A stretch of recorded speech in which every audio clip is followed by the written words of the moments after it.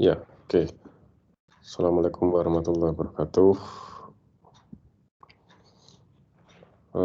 Sebelumnya saya mohon maaf karena dalam perkuliahan kali ini saya tidak bisa menyampaikan materi secara sinkronus, karena minggu ini saya full, melakukan training.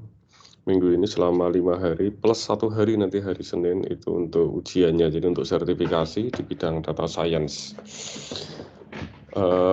Pelatihan ini diselenggarakan oleh Kemendikbud, jadi resmi dari pemerintah, dan nanti sertifikasinya juga dari Kemendikbud. Kebetulan ini ada 2 hari Senin nanti yang kita tidak bisa ketemu, jadi hari Senin ini dan juga hari Senin depan. Karena hari Senin depan itu pas ujiannya, pas ujian sertifikasinya. Ya, semoga lolos gitu ya. Semoga lolos dan semoga semuanya lancar. Jadi dan pengajaran juga tetap saya konsisten untuk dapat memberikan materi ke Anda. Cuman seperti yang saya sampaikan di awal dulu saat kuliah ya, minggu sebelumnya, itu kuliah ada 2 macam, itu sinkronus dan asinkronus. Nah, kalau saat saya berhalangan, ya nanti kita melakukan kuliah secara asinkronus. Jadi asinkronus itu kita di tempat yang berbeda dan di waktu yang berbeda. Jadi saya ada rekaman video, Anda bisa menyimaknya. Nah, nanti Anda juga biasanya ada tugas untuk membuat resume tentang perkuliahan itu, gitu ya. Sebentar.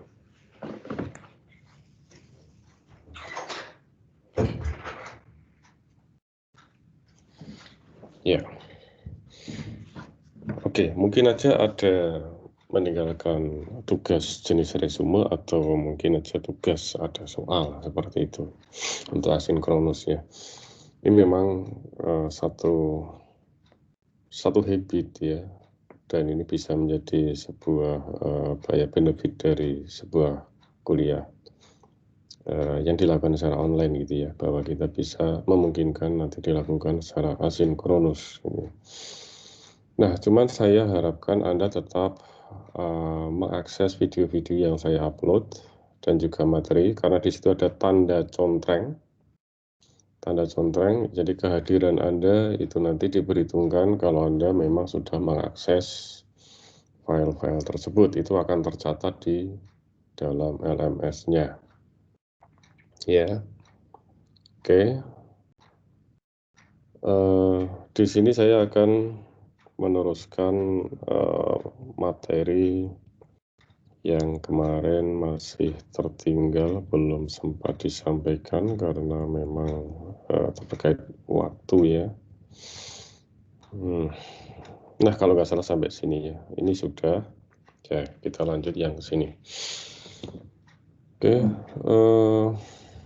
lanjut ya. Jadi kemarin kita sudah belajar tentang berbagai macam sisipan rekomendasi sistem dalam sosial media ya, maupun dalam e-commerce site gitu ya. Ya, sekarang memang rekomendasi sistem ini menjadi hot topic, menjadi tren karena seiring berkembangnya sosial media dan juga berkembangnya e-commerce atau komersial site ini atau marketplace segala macam. Nah, tentunya salah satu kekuatan yang nanti akan ditawarkan dari masing-masing site tersebut adalah kemampuan dalam merekomendasikan konten yang ada di dalam site tersebut ya. Dan hampir semua nanti model-model sosial media ataupun komersial site dan sejenisnya, termasuk juga site tentang riset ya seperti Google Scholar gitu, itu juga pasti akan ada rekomendasinya. Ya, salah satu yang kemarin kita sudah bahas itu adalah YouTube. Ini termasuk satu site yang cukup cukup terkenal gitu ya. Dan hampir setiap dari Anda saya kira setiap hari juga mengakses YouTube ya. Ya bisa site, bisa aplikasi ya, karena pada intinya adalah sebuah berarti ini sosial media. Sosial media cuman dia kontennya berupa video. Nah, how YouTube works, bagaimana YouTube ini bekerja, ini mungkin saja berubah-ubah ya. Cuman ini saya ambil dari satu paper jurnal yang membahas tentang bagaimana YouTube bekerja. Tentu ini akan selalu berkembang dan mungkin saja berubah, karena YouTube sendiri juga pengen meningkatkan kemampuan dalam merekomendasikan video tentunya ya. Nah, yang kemarin yang saya dapatkan ini yang tahun berapa ya, ini kan saya ambil dari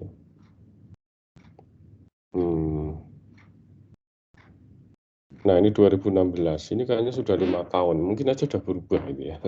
Deep Neural Network for YouTube Recommendation ini tahun 2016, mungkin saja sudah berubah, tapi bisa saja ada tambahan, belum berubah begitu banyak, cuman ada tambahan-tambahan sedikit, itu sangat memungkinkan. Tapi paling tidak gini, saya sampaikan gambaran tentang bagaimana bekerjanya sebuah sosial media yang besar gitu ya, seperti YouTube. Nah, berawal dari video corpus yang jutaan video yang jadi yang terupload di dalam servernya YouTube itu pasti jutaan ya, banyak sekali, jutaan video, nggak cuma 1 juta 2 juta, mungkin ratusan juta. Saya nggak tahu apakah mungkin ordernya sekarang sudah sampai miliaran video ya, sangat banyak. Itu information overload ya, sehingga di sini salah satu fungsi dari recommendation system itu adalah untuk mengurangi information overload. Ya, information overload ada, informasi memang begitu banyak, cuman supaya jangan sampai berefek pada user juga. User jangan sampai dipengaruhi dengan adanya information overload gitu ya. Nah, ini jutaan ya, jutaan, millions gitu ya. Nah, kemudian nanti ada tahap untuk penyaringan, filtering yang dilakukan oleh YouTube, namanya candidate generation. Jadi tugas dari sistem di sini adalah untuk memprediksi video-video yang diperkirakan disukai oleh pengguna tersebut. Ya, disaring lah di sini. Nah, apa data yang digunakan? Data yang digunakan macam-macam ya, di antaranya itu adalah data-data dari user, terdiri dari watch history, apa yang pernah ditonton ya, history dari user, apa yang pernah ditonton, kemudian apa yang pernah di search. Nah, ini juga disimpan, jangan salah itu ya, search history, geographic region ya, negara Anda regionnya di mana gitu ya. Kemudian gender jenis kelamin, umur dan sebagainya.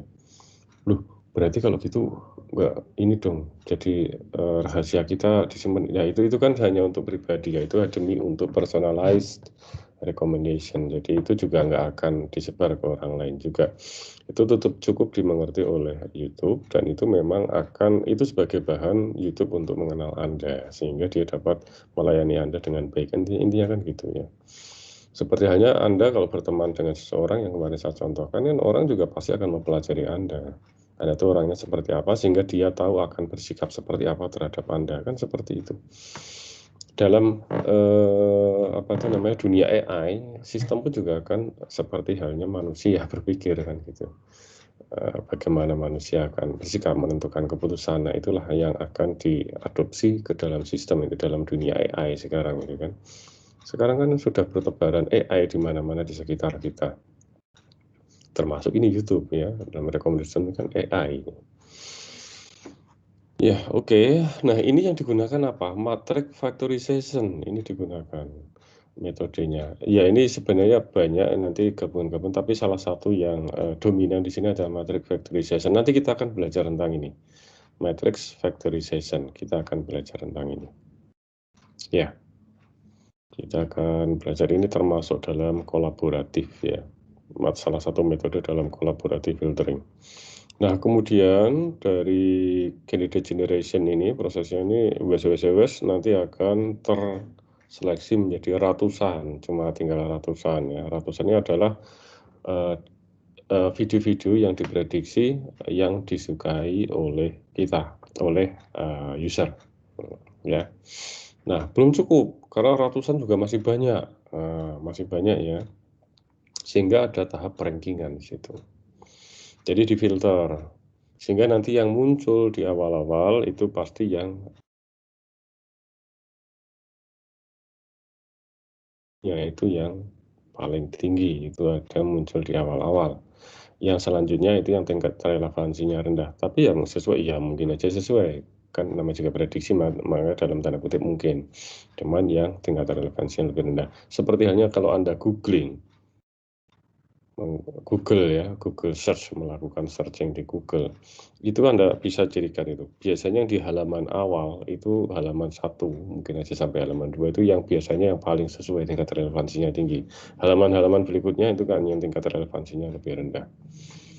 Googling itu juga salah satu rekomendasi sistem ya. Google itu ya, Google Search ya, maksudnya search engine-nya itu. Ya, karena dia menerapkan ada filtering juga di situ dan kemudian ada rankingan. Sebenarnya apa beda dengan informasi retrieval? Ya, memang kita bisa melihat bahwa rekomendasi tertentu itu salah satu bagian dari informasi retrieval karena beberapa metode di dalam informasi retrieval juga bisa dipakai. Ya, gitu ya, ranking. Nah, dalam ranking ini, tingkat relevansinya gimana yang diukur? Tingkat relevansinya adalah, ini, dia memprediksi expected watch time of, video. Jadi, diprediksi jadi video-video yang ditonton sampai habis gitu ya. Nah, dia diprediksi. Jadi mungkin aja kan dalam histori kita menonton video tapi nggak habis ya.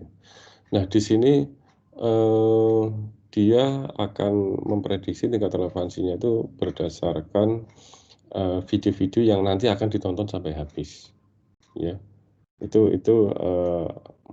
ininya, goal-nya di situ ya, yang nanti menjadi tingkat relevansinya itu di situ.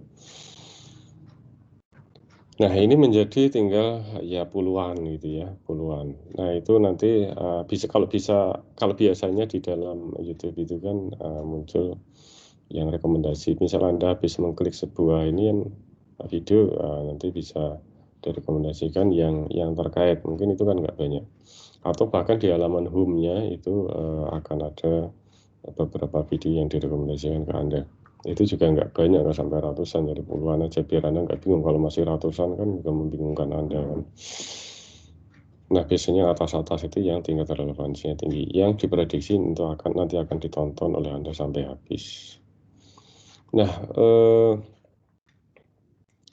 ini data yang digunakan adalah, di sini user language itu juga digunakan, how many video has the user watched from this channel. Jadi ya, untuk channel-channel tertentu, berapa video yang ditonton oleh user, kemudian kapan last time user itu menonton sebuah video untuk satu topik tertentu. Jadi ini lebih spesifik lagi yang digunakan untuk menyaring ini ya, tingkat relevansi tadi loh ya. Jadi rankingan tadi, kemudian user like dan juga sebagainya.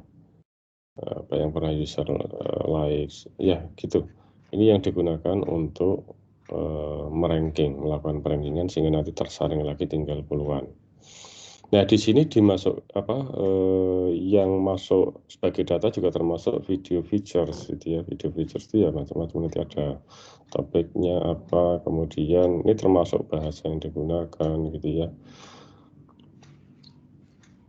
Ya, durasinya segala macam. Nah, gitu ya, ini video features-nya dimasukkan, sebagai bahan untuk, filteringnya ini. Kemudian,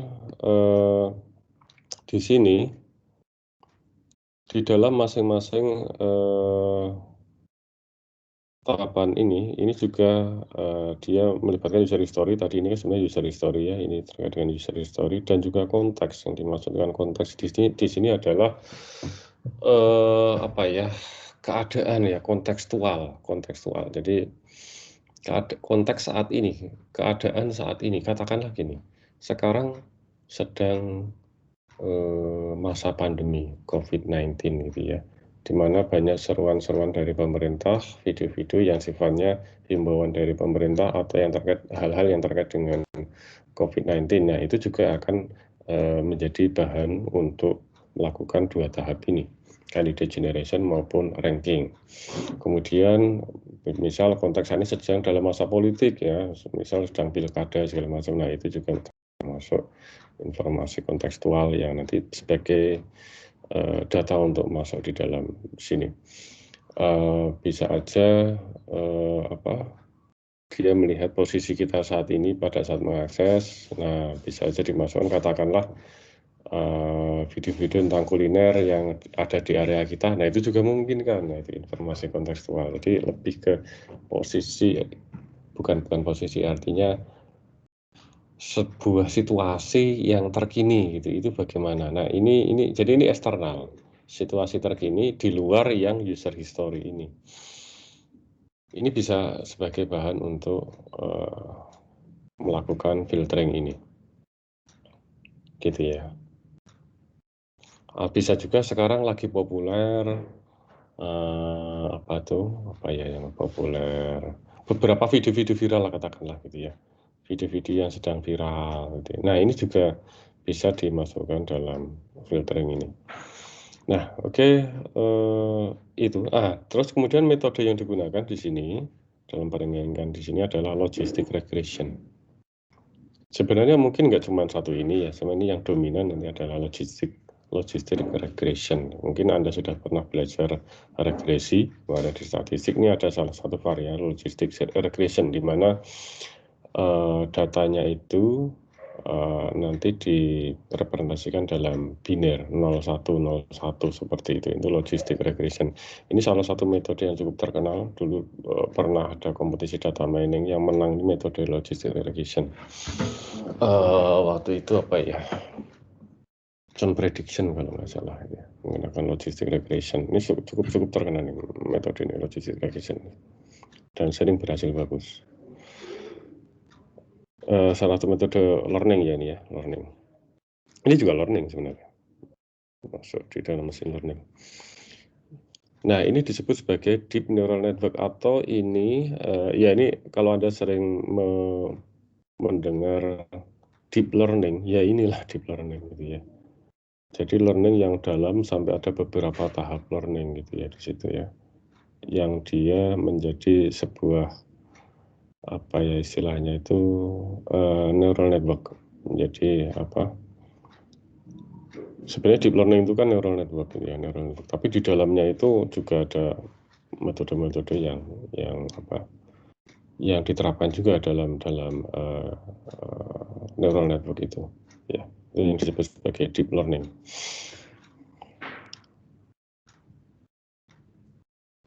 Kemudian how Alibaba, ini contoh AliExpress ya. Kalau misalnya kemarin sudah saya bahas ya, atau cuma sekilas. Dia juga deep learning ya. Dia ada multi layer di dalam neural network ini ya. Beberapa stage di dalam neural network yang disebut sebagai deep learning. Ada disebut sebagai multi layer multiplayer perception. Ini digunakan untuk memprediksi apa user akan mengklik suatu produk. Ya, memprediksi apakah user akan mengklik suatu produk ya, ini untuk dengan menggunakan cross entropy loss. Kemudian ada juga nanti tahapan selanjutnya weighted deep learning. Ini untuk menentukan kandidat item yang nanti disukai oleh user berdasarkan user behavior ya. Kemudian deep interest network ini digunakan untuk menghitung similarity antara kandidat item dan item sebelumnya yang user klik. Nanti kita juga akan belajar bagaimana menentukan similarity ini. Ya, itu ya, itu Alibaba. Nah, kemudian kita ke beberapa aplikasi yang pernah saya bangun. Saya sebut My Recommendation System. Kalau Anda buka tanyasiko.com, tapi nggak usah pakai www ya, tanyasiko.com. Ini Ini dari kemarin mau dibuat www supaya bisa www tapi belum sempat ya. Tanya siko.com aja. Ini adalah sebuah aplikasi yang memang sedang saya kembangkan. Ini kerjasama dengan Bukalapak. Ya. Ini adalah sebuah rekomendasi sistem untuk handphone. Tapi mohon maaf itu kalau Anda akses handphonenya masih handphone lama, karena itu codingan itu saya buat di tahun 2015. Waktu itu masih ada BlackBerry, ada Windows Phone gitu ya, sudah 6 tahun yang lalu. Data sedang kita sedang meneliti, karena ini termasuk dalam knowledge base recommender system, di mana kemarin yang saya sampaikan bahwa salah satu bottleneck di dalam knowledge base recommender system itu adalah di pembangunan knowledge-nya ya. Ini sedang diteliti juga tentang bagaimana mengupdate knowledge itu secara otomatis. Jadi kita mengupdate knowledge-nya itu dengan cara meng-crawl GSM Arena, kemudian secara otomatis nanti dia akan mengupdate ontologinya. Saya memanfaatkan ontologi di sini. Ya, saya memanfaatkan ontologi. Sebentar, saya akan mengambil, biar saya sambil bisa coret-coret ya.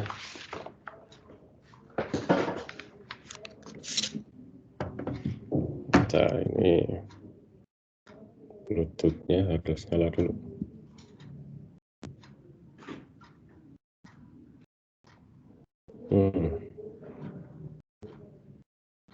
Oke, sudah.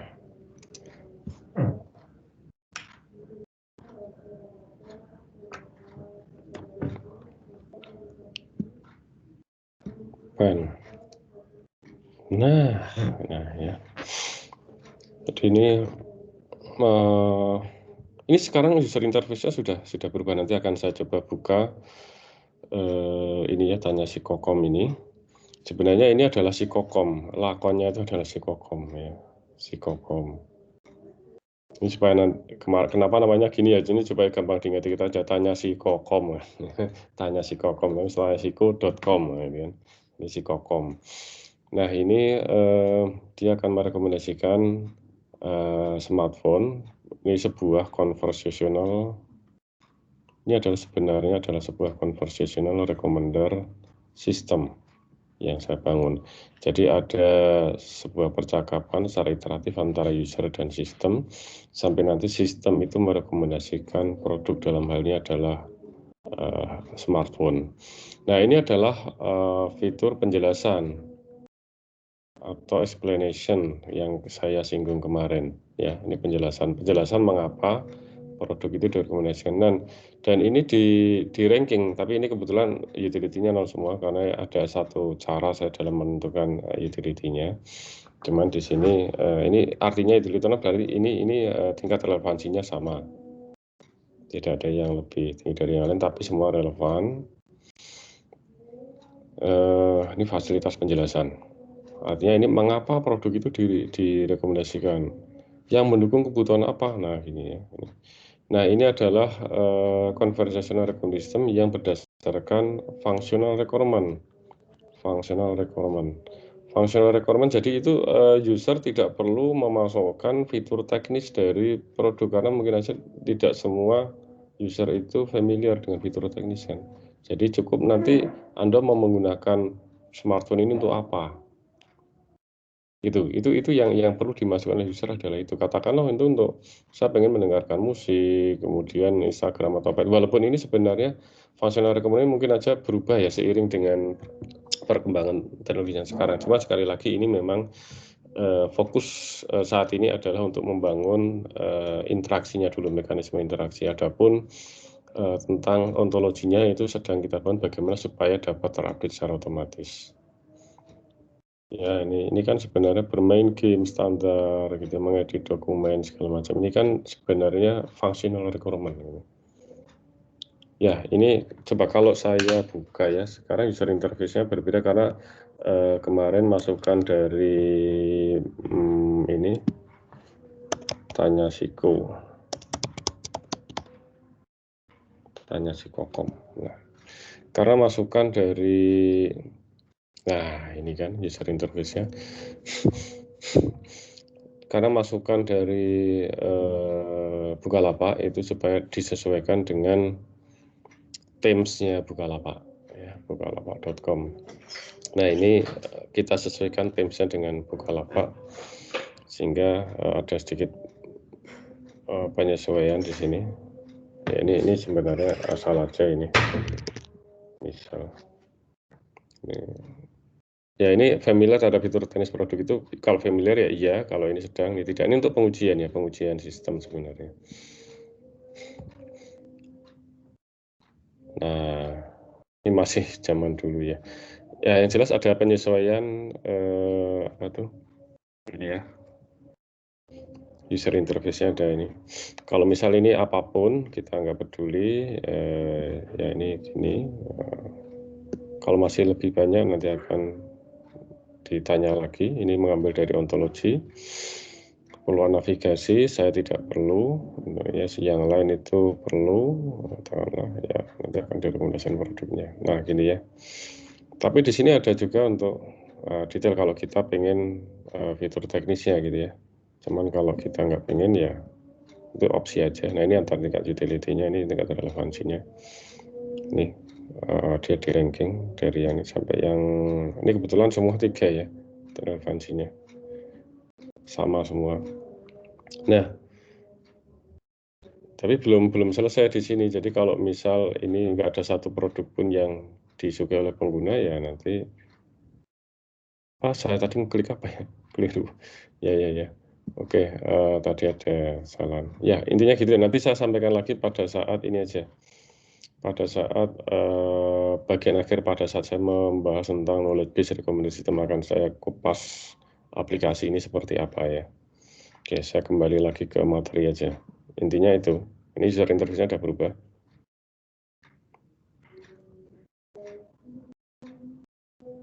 Oke.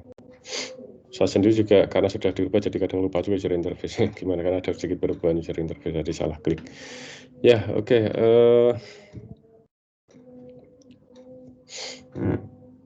Lanjut. Kemudian rekomendasi sistem yang lain yang saya juga bangun adalah www.pikniklah.com. Ini bisa Anda akses menggunakan www kalau yang ini ya. Ini apa tuh namanya, kalau diakses lewat handphone, nah seperti ini. Tadi yang tanya Siko, Anda bisa akses juga lewat handphone ya. Itu langsung menyesuaikan user interface-nya, ini juga lewat handphone Anda bisa akses lewat handphone dan itu user interface-nya bisa menyesuaikan. Jadi di sini adalah rekomendasi, ini sama-sama knowledge based recommendation system ya. Jadi dia merekomendasikan rute wisata.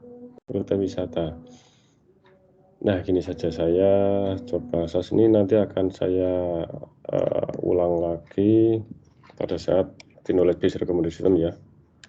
Pikniklah, nggak pakai www boleh pak, nggak juga bisa kalau ini harusnya. Semoga servernya masih, saya lupa servernya, saya sewa server, takutnya sudah habis tapi saya lupa, jangan habis. Wah ini kayaknya belum diperpanjang ini, saya lupa ini sudah berapa bulan. Wah kayaknya lupa ini, saya lupa belum pernah perpanjang ini, atau mungkin server yang di saya home-nya, maaf ini servernya ada di lab HPC, cuman untuk yang saya sewa tuh ininya apa tuh namanya, domainnya gitu. Wah ini entah server di HPC-nya yang error atau nanti saya inilah, saya cek lagi. Intinya gini, nanti sistem akan jadi gini, user memilih tempat-tempat wisata yang akan dikunjungi dulu. Terserah mau berapapun gitu ya. Nanti sistem akan membagi, merekomendasikan rute wisata berdasarkan tingkat kemacetan. Ya, perjalanannya seperti apa rutenya. Nah, nanti sistem akan membreakdown sendiri. Kita nanti akan piknik dalam berapa hari. Mungkin aja ada kita mau menuju 10 tempat wisata karena pengen. Jadi sistem akan membreakdown itu dalam beberapa hari, tapi itu yang optimal, seoptimal mungkin. Jadi perjalanan wisata yang seoptimal mungkin. Ini dilatar belakangi pada saat dulu saya pergi ke Bali bersama anak istri, dan waktu itu saya di sana 5 hari. Jadi saya minta rekomendasi dari teman-teman orang Bali, enaknya hari pertama kemana, hari kedua kemana, hari ketiga kemana gitu ya, dan seterusnya. Ini seandainya ada aplikasi khusus yang seperti itu kan akan lebih baik gitu ya. Karena ternyata saya tanya-tanya orang-orang itu ya pendapatnya bisa beda-beda gitu ya, walaupun orang-orang Bali. "Oh jangan ke sini, nanti jauh kalau ke sini ini," nah gitu. Itu kan merupakan PR juga bagi dia untuk buat nyusun perjalanan gitu ya. Biasanya biro wisata gitu ya, cuman ya biro wisata kan bayar. Nah, oke, ini aplikasi yang supaya bisa seperti itu. Nah, ada fitur yang memungkinkan user itu untuk meng-customize, ini, apa tuh namanya, rute wisata yang diinginkan. Di sini ada 3 kategori, 3 kebutuhan. Pengen mengunjungi destinasi wisata sebanyak mungkin atau, rute wisata yang meminimalkan biaya dan juga yang populer. Nah, ini bisa di-drag berdasarkan pada, apa tuh namanya, berdasarkan pada, bobotnya, ya. Sehingga bisa di-customize. Kalau kita nggak peduli tentang biayanya, ya ini bisa dinolkan, yang penting bisa sebanyak mungkin dan yang populer-populer gitu. Misal, ini di polkan 1, ini polkan 1, bisa. Nanti baru klik rekomendasikan, baru nanti akan muncul hari pertama kemana, hari kedua kemana gitu, dan termasuk map-nya. Ini juga bisa di-zoom gitu ya. Nah, itu ya. Ini yang sudah saya bangun. Coba nanti, maaf yang piknilah.com kayaknya ada masalah di domain atau apa, nanti saya lihat itu. Kemarin nggak ada masalah. Nah, gitu ya. Nah, kemudian lanjut.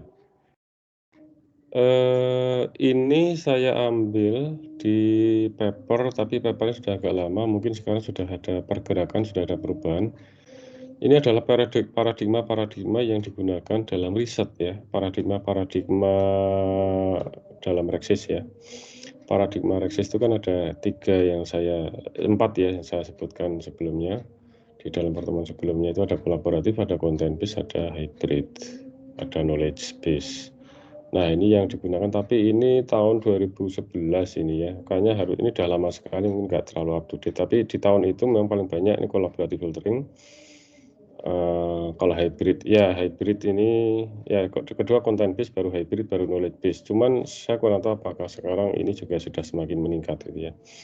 Harus dicari orang yang pernah meneliti ini, cuman kayaknya saya belum menemukan orang yang sudah meneliti secara komprehensif sehingga bisa muncul grafik seperti ini. Cuman ini adalah potret tahun 2011.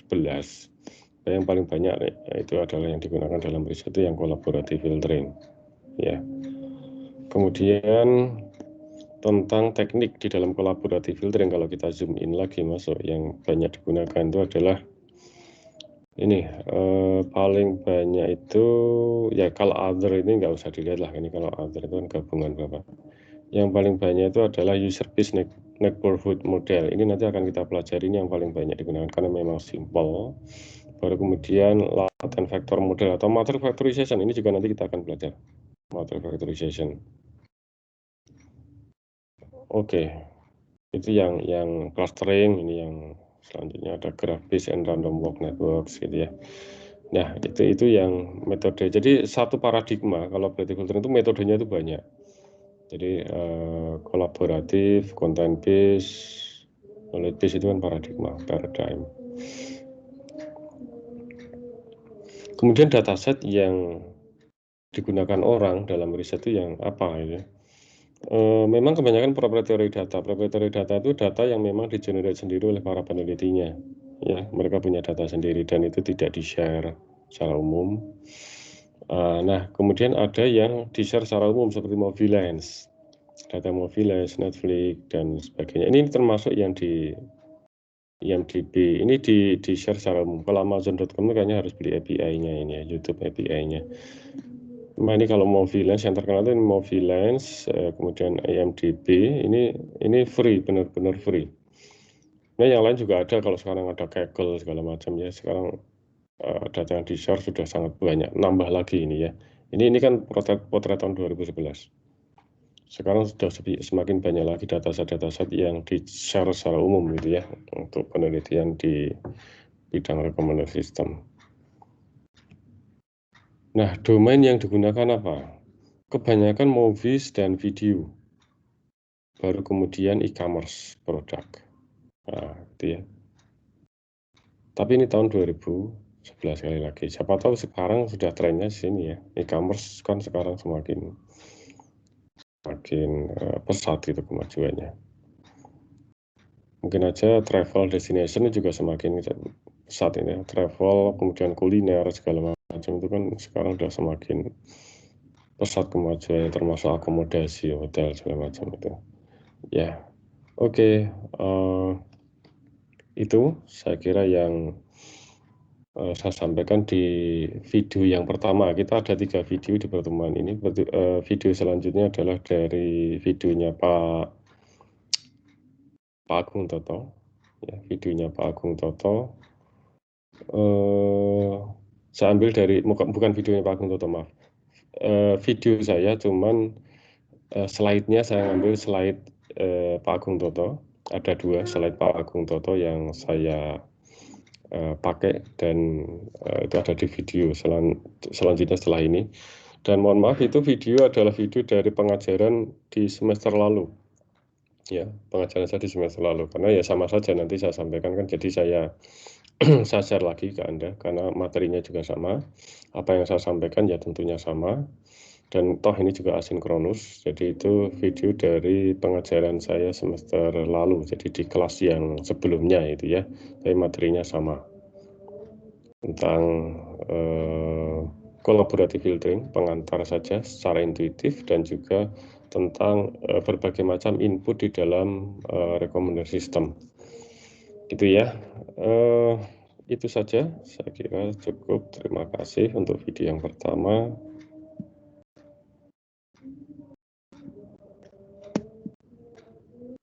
Assalamualaikum warahmatullahi wabarakatuh.